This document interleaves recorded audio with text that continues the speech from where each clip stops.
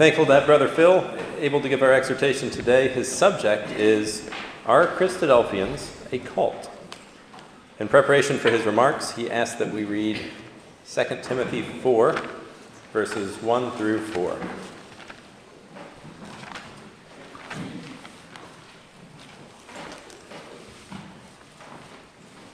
Second Timothy 4, verse 1. I charge, therefore, before God and the Lord Jesus Christ, who shall judge the quick and the dead at his appearing and his kingdom. Preach the word. Be instant, in season, out of season. Reprove, rebuke, exhort, with all longsuffering and doctrine. For the time will come when they will not endure sound doctrine, but after their own lusts they shall heap to themselves teachers having itching ears. And they shall turn away their ears from the truth, and shall be turned unto fables. Let's give our attention to Brother Phil.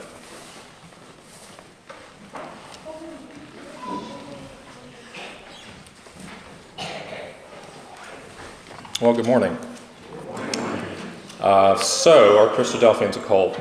Now, I admit that this title is a bit provocative, but I think it's a good title in light of what I'm about to share with you this morning. Now, regarding the title of this talk, notice that it is in the form of a question. And my job this morning is to tackle this question and to provide an answer. But first, some background. Now, many years ago, I came across this sheet here, and it's titled Christadelphianism. And it's extremely short. It's just one page. And it has a date of 1979 on it. It was printed by an organization in California called the Christian Research Institute, or CRI for short. The first paragraph on this pamphlet, I've kind of enlarged it here so you can follow along. So the first paragraph reads, "The cult of Christadelphianism was founded in the United States in 1833 by John Thomas, M.D., and later grew in England and many other countries. They are also called Brothers of Christ." And I'll stop there.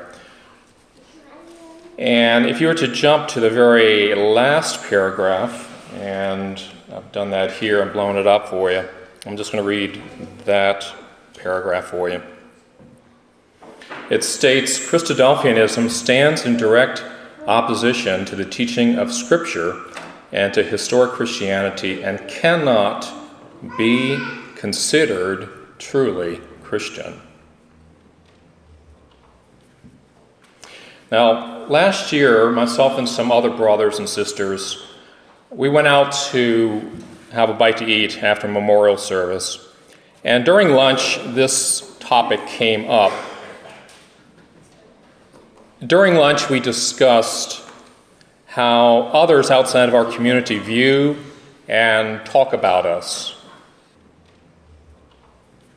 Unfortunately, the name Christadelphian is not very well known outside of our community, which of course presents problems when we try to share our faith.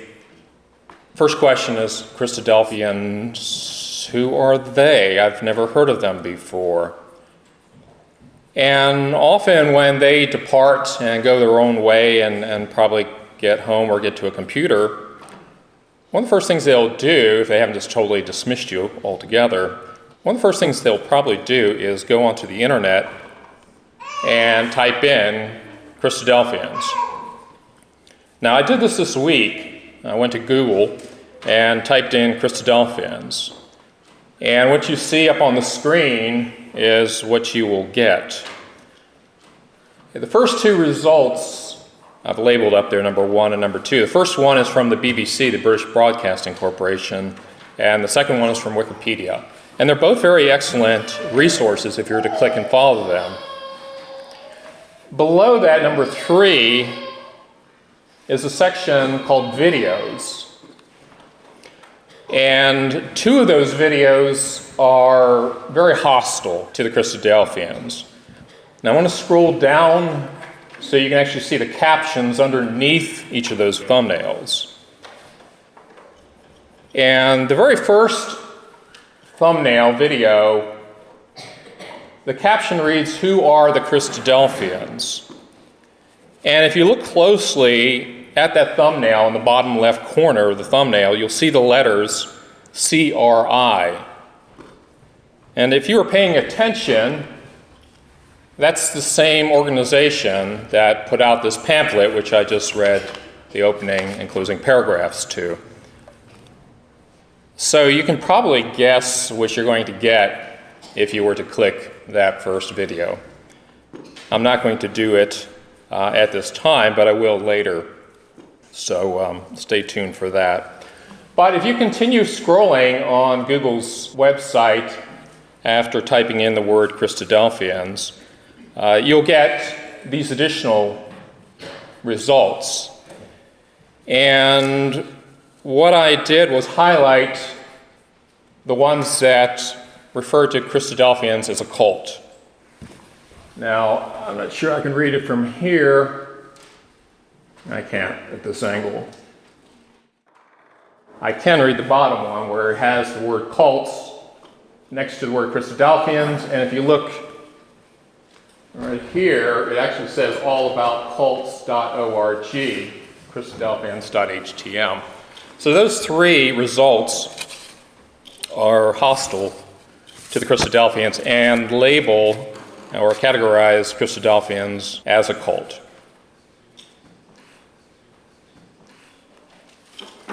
So enough with the background for the motivation behind this talk. I want to move forward now and try to answer the question as fairly and objectively as possible. Are the Christadelphians a cult? Well, the first thing we should do in attempting to answer this question is to stop and define our terms. Whenever you get into a religious debate with another person, my first word of advice to you is to stop and to define your terms. When you're debating someone, and if you don't stop and talk to your opponent and agree to the words that you are going to be using, key words, key phrases, key concepts, you run the risk of misunderstanding each other right from the beginning. So I don't want to make that mistake here this morning. So I'm going to stop and we're going to look at this word cult. What does it mean? Now, how would you define the word cult? How would I define the word cult? How would our adversaries define the word cult? How does the dictionary define the word cult? How does culture define the word cult? In the 17th century, we had a definition which was very different from the way it's used today. In the 17th century, the English word cult was used to describe a particular form or a system of worship. And the word is derived from the French culte, which itself comes from the Latin cultus, which means to care, labor, culture, worship, reverence.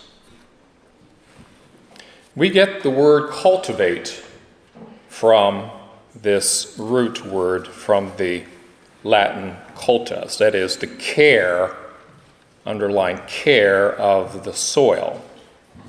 When this word was used in the context of religion, cult originally meant to care for the deities and the temples and the shrines. Now, after the 17th century, the word cult was rarely used. In fact, in Samuel Johnson's 1755 dictionary, it doesn't even appear in his dictionary. But it was a word that existed, obviously. It simply meant worship or homage. Now, despite what seems to be fairly simple background etymology of the word, the term cult, when it is used outside of academia today, this word cult is often loaded with great emotion and with bias.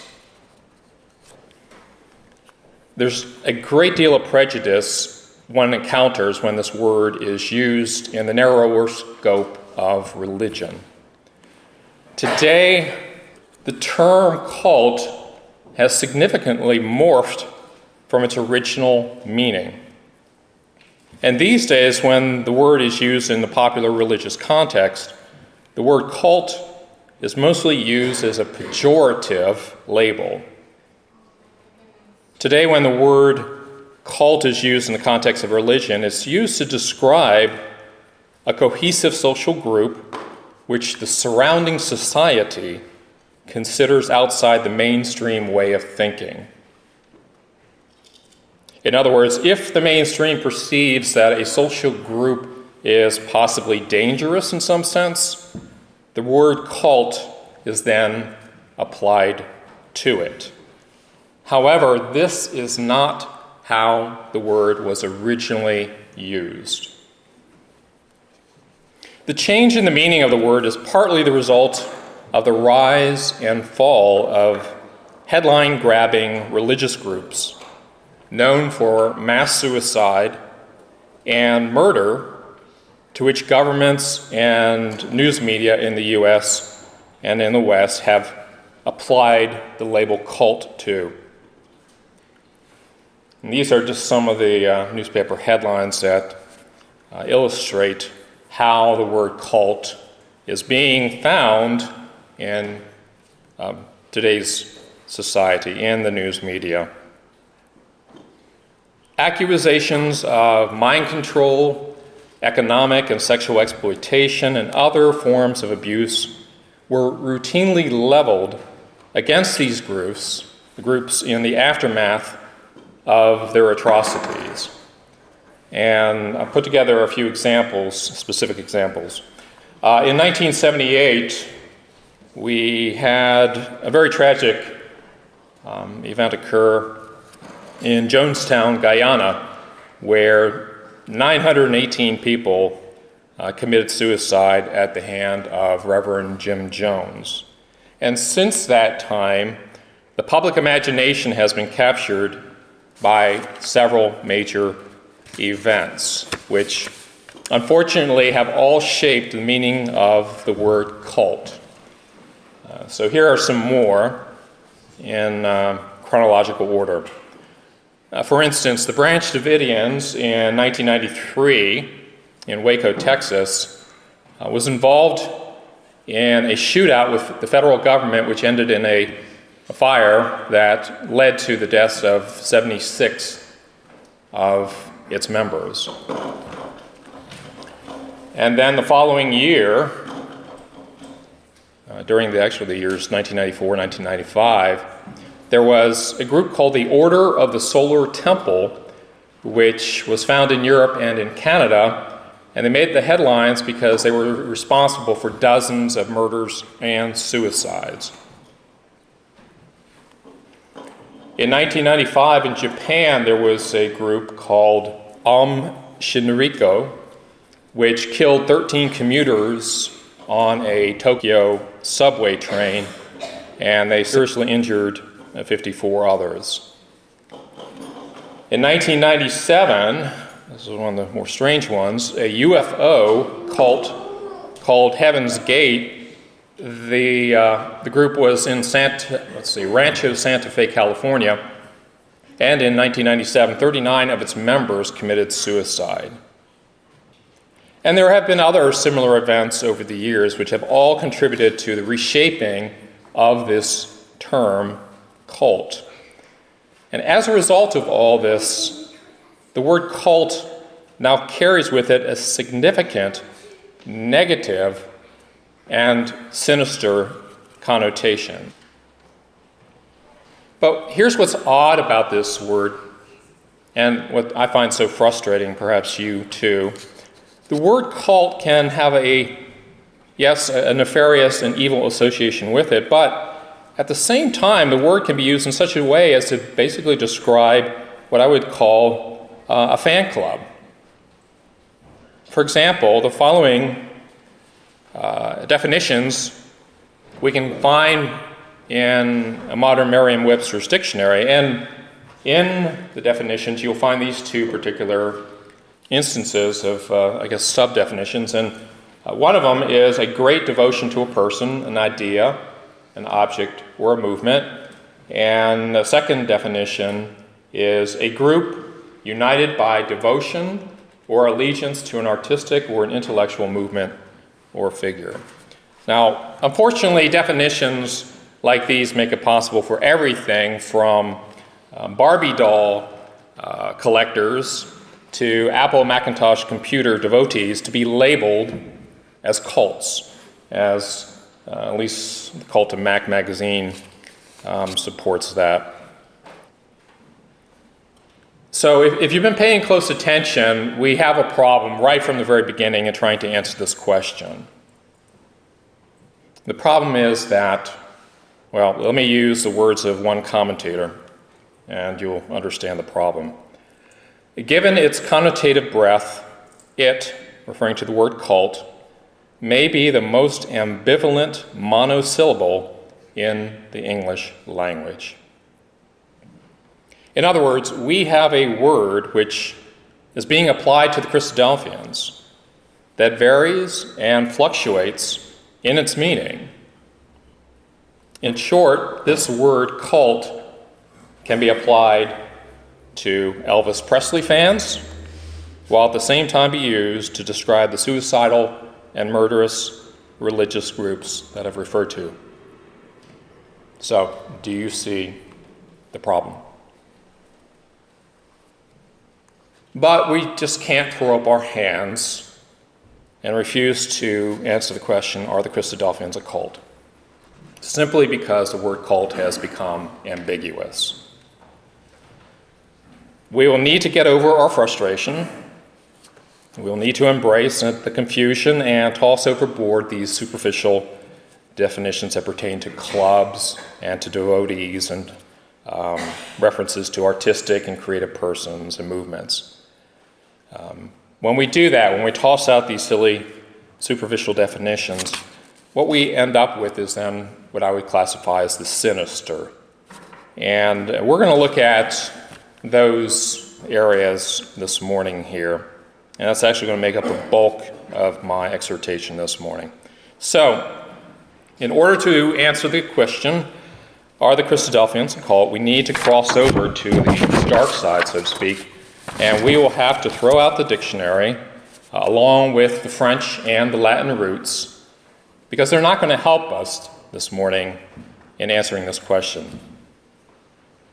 We need to look at how culture identifies a religious cult. Now, over the past 6 months, I have been trying to do just that. I have searched high and low for what I would call traits or characteristics of a religious cult. And in particular, focusing in on Christian cults.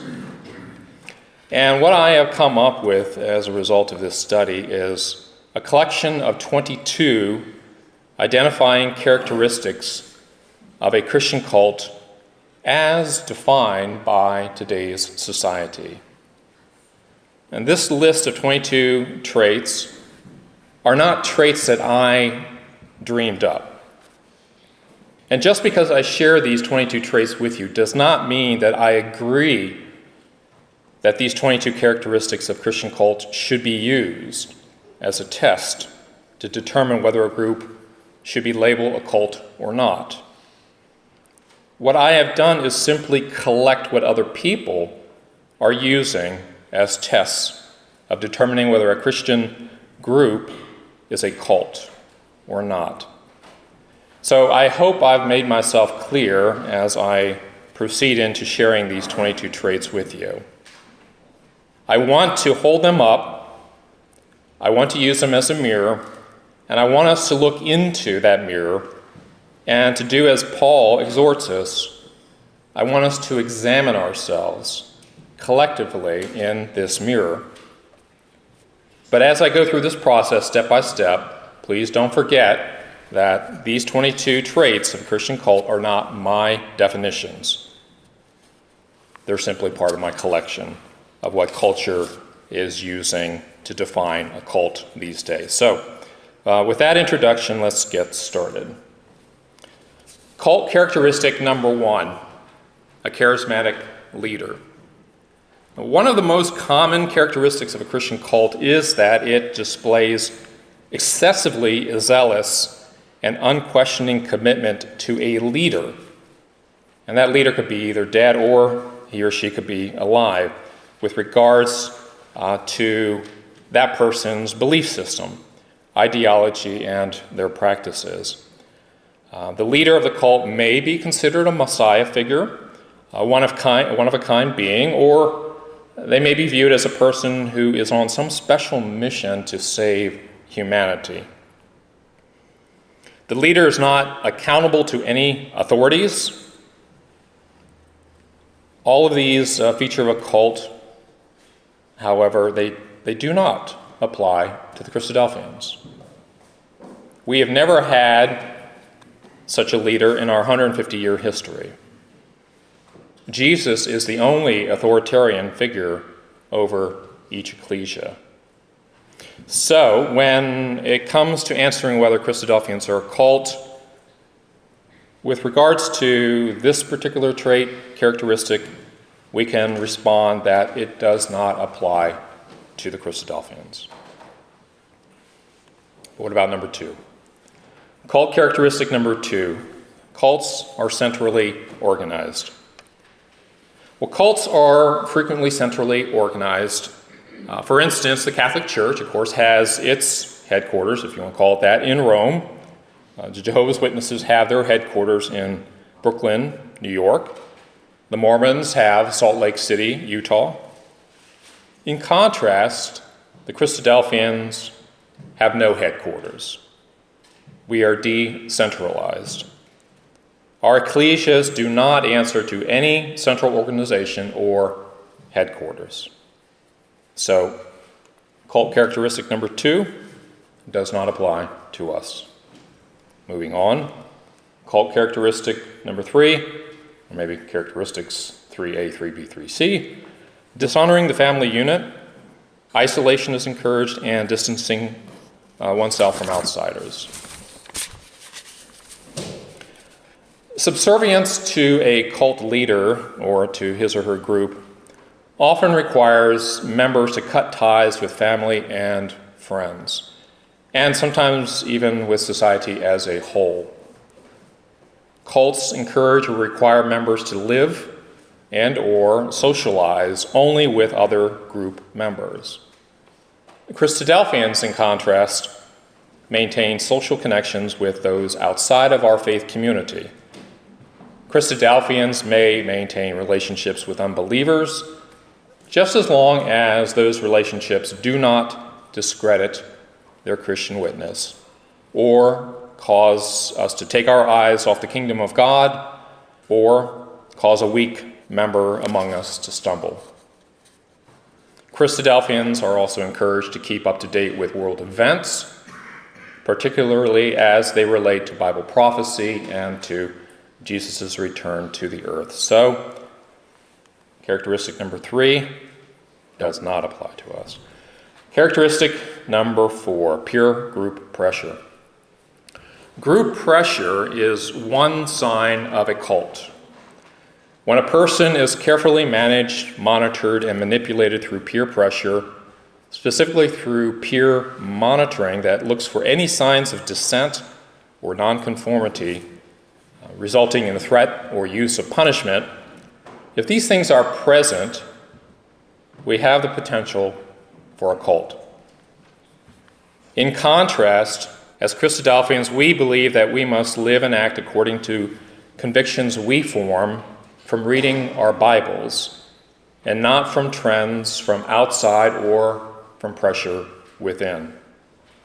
Whether it be matters of externals such as clothing, fashion, education, entertainment, or career, or whether it be matters of internals such as doctrinal beliefs or opinions, We seek first what the Scriptures say rather than what man says.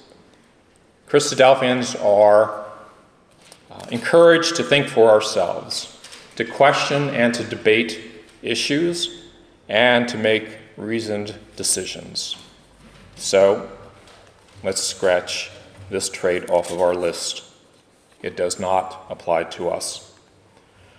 Cult characteristic number 5, loss of independence. In a cult, the leadership dictates, sometimes in great detail, how members should think, act, and feel. For example, members must get permission to have a girlfriend or a boyfriend, to date, to change jobs, or to marry. Often, leaders in a cult prescribe what types of clothes to wear, where to live, whether or not to have children, how to discipline children, and so forth. In contrast, Christadelphians exercise a great deal of independence and do not have rules placed upon them, or us, pertaining to such matters. So let's scratch number 5 off this list. It does not apply to us. Cult characteristic number 6, manipulating emotions, that is, feeling over thought. Cults often manipulate a member's emotions through group ecstatic practices, including repetitious chanting, hand clapping, dancing, laughing fits, shouting, highly charged musical performances, flag waving, outbursts, mystical insights, private revelations, and miracle cures, all of which are targeted to trigger an emotional response rather than encourage rational conclusions. Christadelphians, as you can quite plainly see this morning, do not involve such methods. So, scratch that off our list.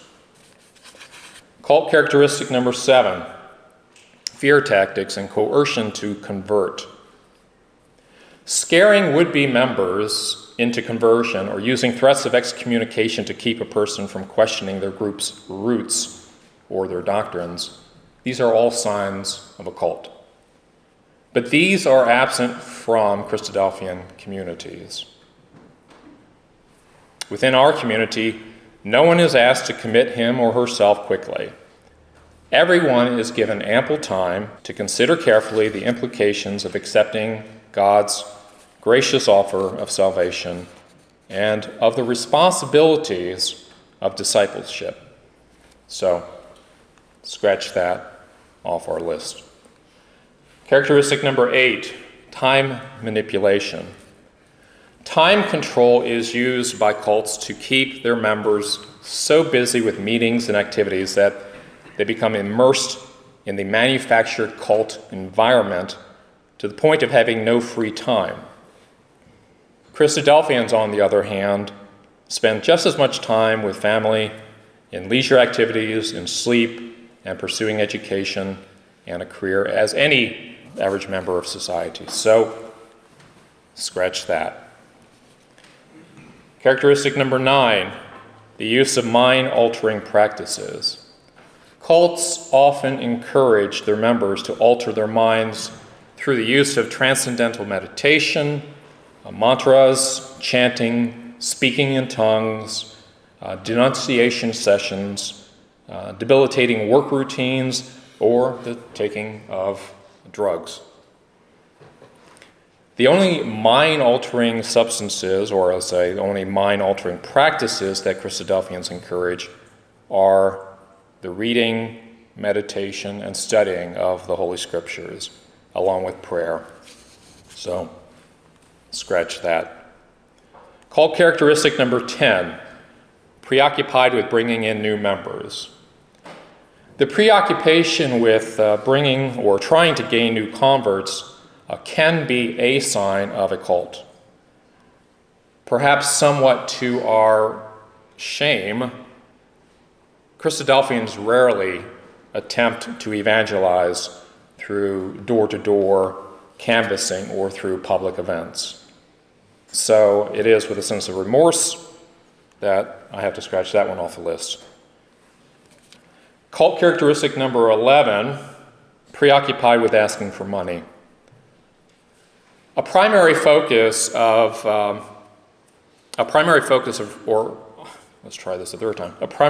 on raising money for the benefit of the leader or for the benefit of the organization is one sign of a cult. However, since the Christadelphians have no central organization or headquarters or paid clergy or staff, the focus on raising money is absent in our community. So we can scratch that one off our list. Moving on to cult characteristic number 12, unique scripture. Cults often have unique writings and books that they place on equal footing with the Bible. Christadelphians, on the other hand, embrace the same 66 books of the Bible as do mainstream Protestants. And we add nothing more to the collection of God-breathed writings. So, scratch that one. Cult characteristic number 13, a unique translation or version of the Bible. Christian cults will often rely upon one Bible translation alone and stress that to their members that they must use that Bible version at the exclusion of others. Christadelphians, in contrast, do not rely on any particular translation of the Bible to support their beliefs. So, scratch that. Cult characteristic number 14, unique, novel, or one-of-a-kind doctrines. Emphasizing special doctrines or practices that are outside the Bible is one trait of a cult. Doctrines such as the belief in purgatory, or the belief that the kingdom of God will be centered in Salt Lake City, or that the Native American Indians are one of the lost tribes of Israel. These are some of these one-of-a-kind novel doctrines that belong to other groups that we could perhaps classify as cults. In contrast, there is no doctrine embraced by the Christadelphians which was not already taught, practiced, or believed in the first 10 years of the Christian era in the first century. So, scratch that. Cult characteristic number 15, unique practices. Roman Catholics have priests, have celibate priests. They have rosaries, they have confessionals. Jehovah's Witnesses have a prohibition against blood transfusions and birthday celebrations. Mormons have baptisms for dead people and ban the consumption of alcohol and hot drinks. Christadelphians hold to no peculiar or unique practice.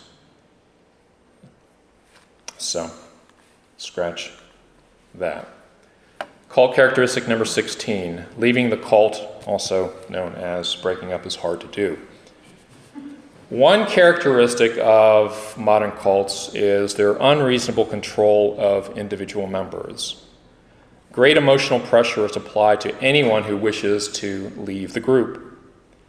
If this pressure is resisted and all formal ties with the group are cut, the individual is completely shunned and treated as an outcast. All social contact is ended and the person is considered as good as dead. In contrast, if an individual wishes to leave the Christadelphian community, they are free to do so. Naturally, we would like to discuss their decision with them, but we will not force our presence on the one who wishes to leave or coerce the dissenter from leaving.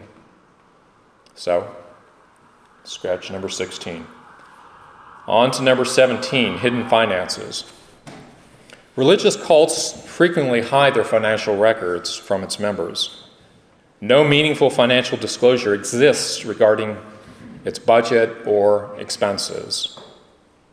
In contrast, any Christadelphian ecclesia of sizable number will have a treasurer who will report the meeting's finances at an annual business meeting to which all of its members are welcome to attend and review.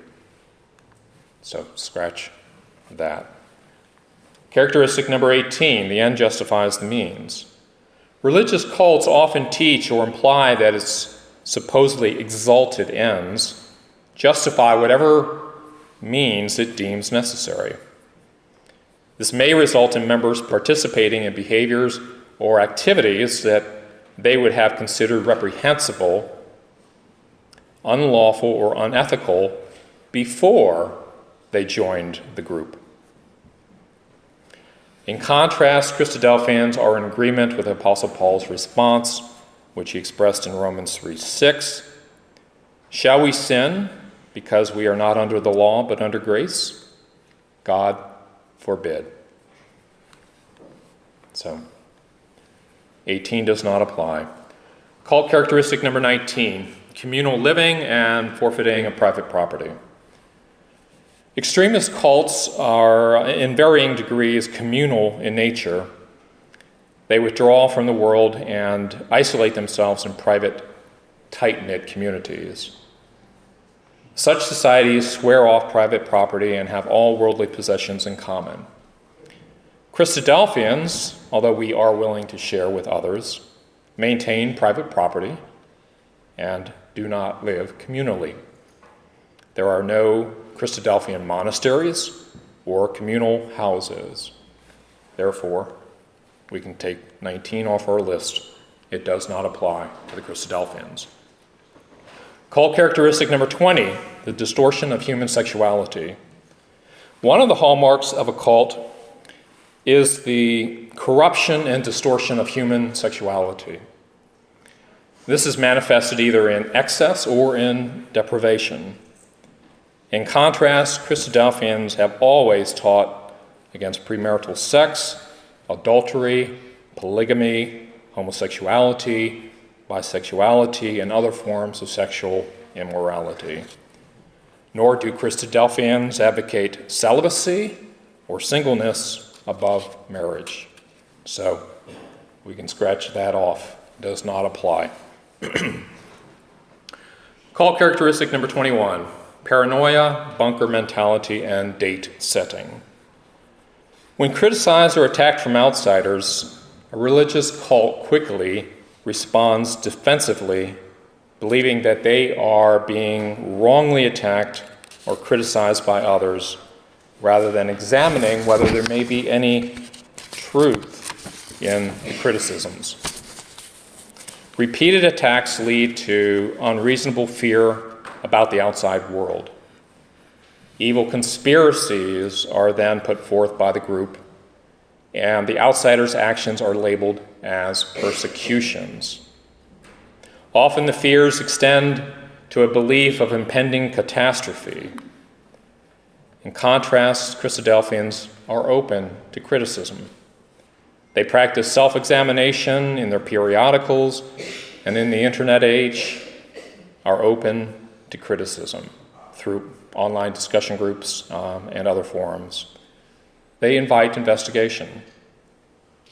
With regards to doomsday predictions, Christadelphians are too independent and too skeptical of self-proclaimed revelations to fall in lockstep with such private interpretations of the prophetic calendar. We have never sold all our possessions and gathered on top of some mountaintop, waiting for Jesus to descend and carry us away. Nor have we ever stockpiled weapons or foodstuffs to carry us through some upcoming apocalypse. So we can scratch number 21 off the list. So let's pause here to catch our breath. We've gone now through 21 characteristics which our society identifies and associates with a religious cult. And yet, not one of these 21 traits applies to the Christadelphians. So what gives? What's going on here? If none of these traits apply to us, then why is the label cult being used by other Christians to describe the Christadelphians? To get the answer to that question, I think we should go straight to the horse's mouth. Now, if you remember we started this talk with a reference to a Google search on the word Christadelphian. I showed you the snapshot. These are the results, the top results that you'll get. And if you remember, I pointed out a thumbnail video which had the letter CRI on it, which was short for Christian Research Institute. Now what I want to do is go back here and I want to click on that video link, and by doing this we're going to get the answer to the question. Well, we're going to get one person's answer to the question, are the Christadelphians a cult?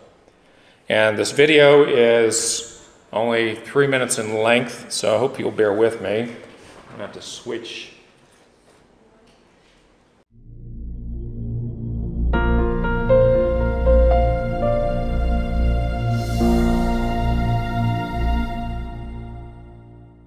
Thank you very much, Randy, and let's go right back to our phone callers. Next up is Terry, listening in Calgary, Alberta, Canada, Sirius XM 131. Hi, Terry. Hello, Hank. How are you doing? I'm doing well, thank you. That's great. Well, I'm really thankful for your ministry, and you do a great job. I have a question today, and my question is, I've been a Christian for many years and really growing exponentially in the last 12 months, and I've just really had some questions about this. My sister and brother-in-law got involved in a belief called Christadelphians, and have you heard of that? And then second of all, how would you minister to people in that particular group? And then thirdly, would you define that as a cult? I would, yes. To take your last question first, I would define it as a cult. And, cults are notorious for the same things. They're counterfeits. And the way that you identify a counterfeit is you become very familiar with the real. Secondly, cults have unreliable revelations, either personal revelations, corporate revelations, revelations that they present in written material, but they have unreliable revelations which counter the revelation which has been given to us through Scripture.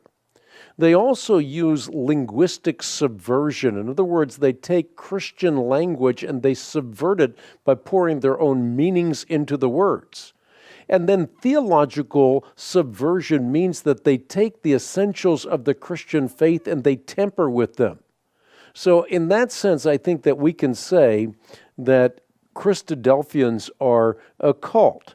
In fact, they derive their name from their denial of the deity of Jesus Christ. It's Christos plus Adelphos, or brothers, and therefore, in their view, we are brothers of Christ, and Christ, therefore, is merely a human being anointed by God to bring the gospel to men, but he is not God in their view.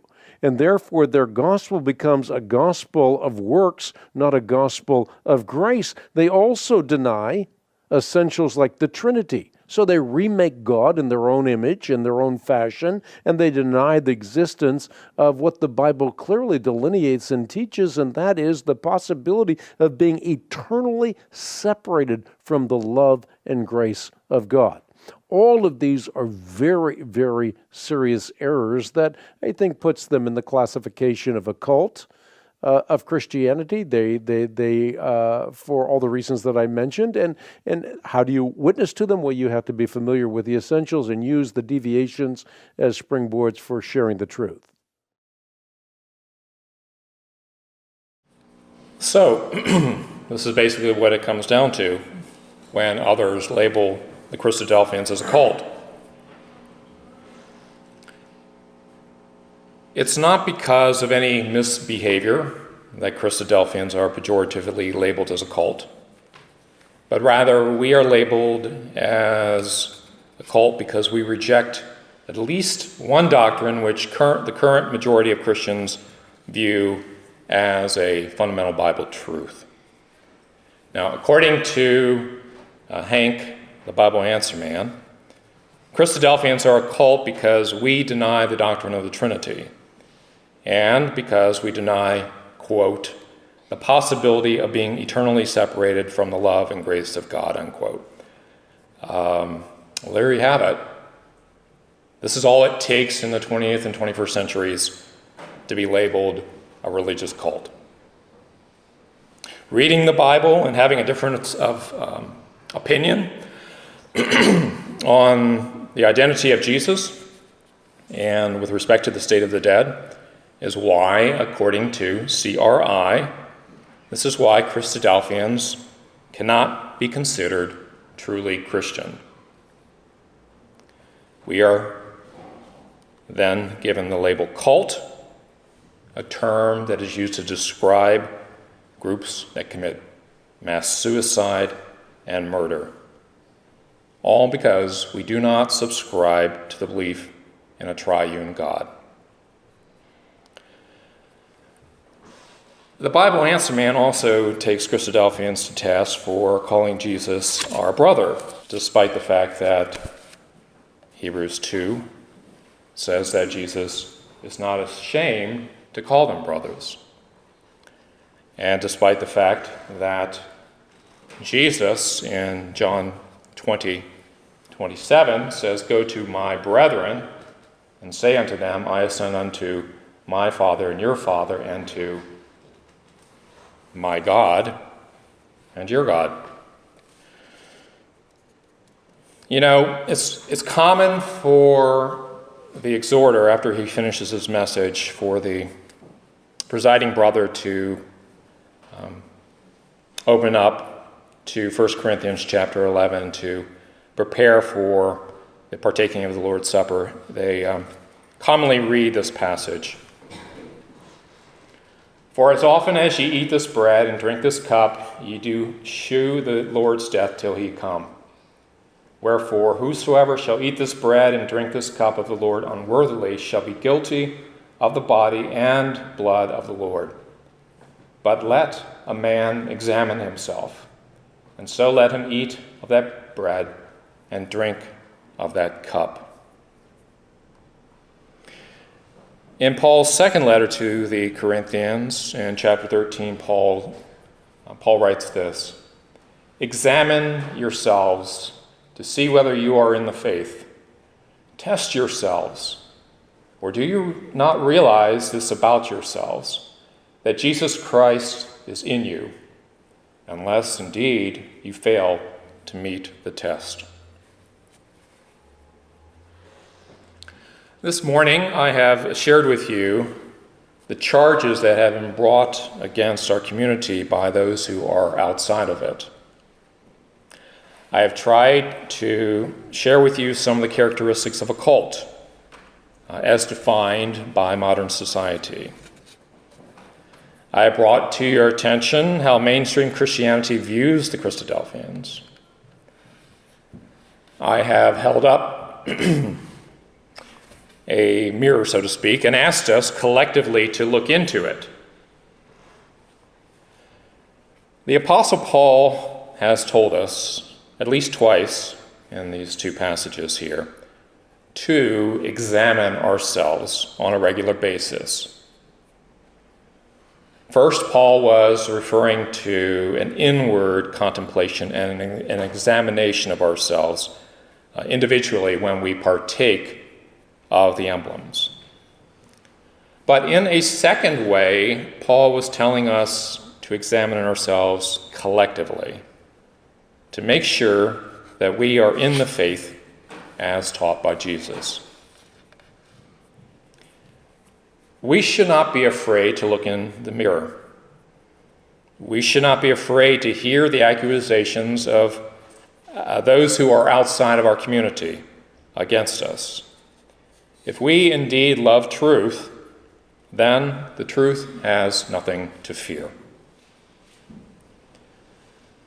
What we should fear, however, is neglecting to examine ourselves on a regular basis. And I believe this examination should apply to us both individually and collectively. Neglecting to examine ourselves can lead to our ruin. We need to examine ourselves because we are told that in the last days many will depart from the faith. Paul wrote in 2 Thessalonians chapter 2, verse 3, "Let no man deceive you by any means, for that day, it is the day of the Lord, shall not come except there come a falling away first." Paul also wrote, "The time will come when they will not endure sound doctrine, but after their own lusts shall they heap to themselves teachers having itching ears, and they shall turn away their ears from the truth and shall be turned to fables." John wrote in 1 John 4:1 that we should test the spirits to see if they are of God, for many false prophets have come out into the world. We need to test the spirits. That is, we need to examine closely what we hear, what we read, and what we believe. Don't believe something just because 99% of mainstream churches believe something. Don't be forced to conform to peer or societal pressure. Instead, we need to be like the Bereans of old who received the word with eagerness and examined the scriptures daily to see if these things were so. So, let us not just examine ourselves around this table. May our lives be ones of careful examination to see whether we are in the faith. As Paul wrote, examine yourselves. Thank you for your attention.